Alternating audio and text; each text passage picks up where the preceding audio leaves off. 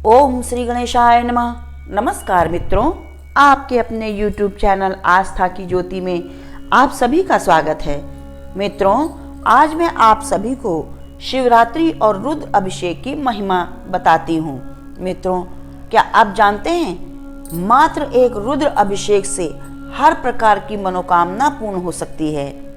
मित्रों, पिछली धनतेरस की कथा में हमने आपको बताया था कि मात्र संयोगवश एक शिवरात्रि को भोजन न मिलने के कारण गुणनिधि को प्रभु शिव ने कुबेर की उपाधि दे दिया था, क्योंकि उस दिन उनका फिर शिवरात्रि का व्रत निराजल रह गया था और संसार में उन्हें पूजनीय बना दिया।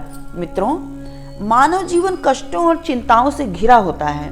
कभी कभी हमें अवांछित परेशानियां घेर लेती हैं और कहीं कोई उपाय नजर नहीं आता। हर ओर अंधकार ही अंधकार दिखाई देता है। मन सदा विचलित रहता है। क्या करूं, कहां जाऊं, किससे कहूं, कौन मेरी मदद करेगा। तो मित्रों, एकमात्र रुद्र अभिषेक से सभी परेशानियों का निवारण संभव है। कैसे, हम बताते हैं। पहले आप अपने आध्यात्मिक चैनल आस्था की ज्योति को लाइक, शेयर और सब्सक्राइब करें और बेल आइकन अवश्य दबाएं। मित्रों, रुद्र अभिषेक सभी परेशानियों के अनुसार किया जाता है। यदि शुभ मुहूर्त देखकर किसी ब्राह्मण से शुभ समय निकलवा कर ही अभिषेक करना चाहिए।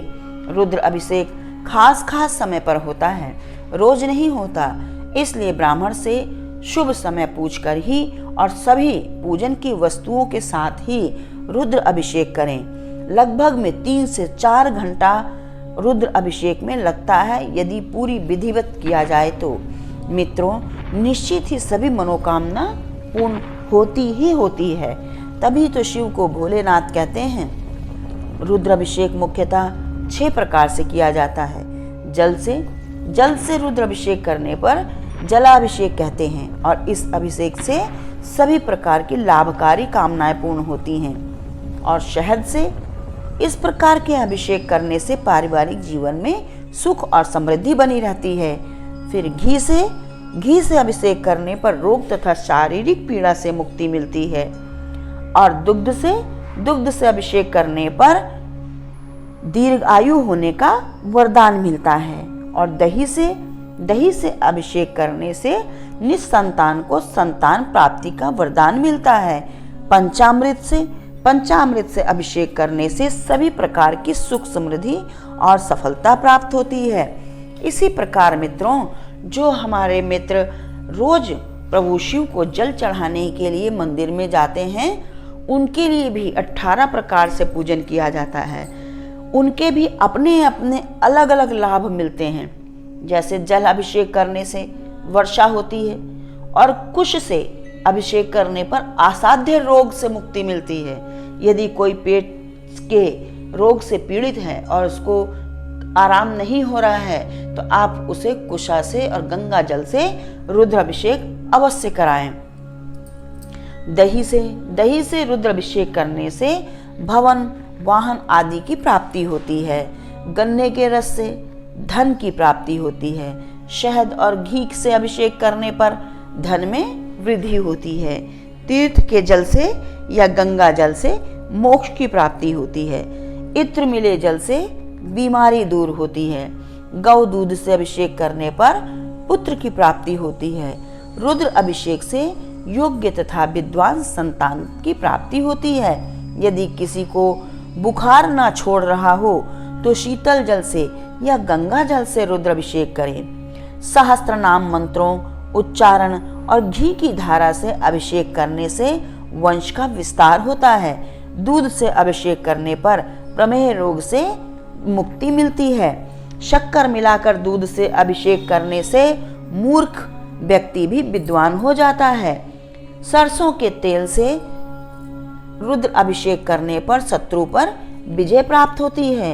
यदि किसी को टीबी की बीमारी हो गई हो तो वह रोज थोड़ा सा शहद ले जाकर और प्रभु का अभिषेक करें, उससे उसकी बीमारी दूर हो जाती है। शहद से अभिषेक करने पर पाप भी दूर होते हैं। गौ दूध और घी से अभिषेक करने पर आरोग्यता प्राप्त होती है।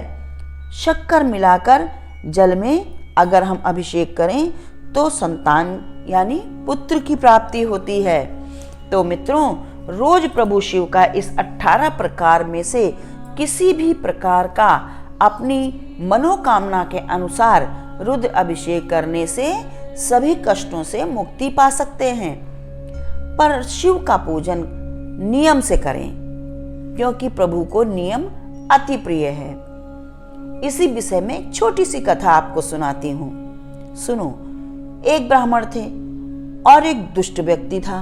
ब्राह्मण रोज भगवान शिव को जल चढ़ाने जाता था और दूसरा व्यक्ति रोज जाकर उनके शिवलिंग पर पत्थर मार के आता था।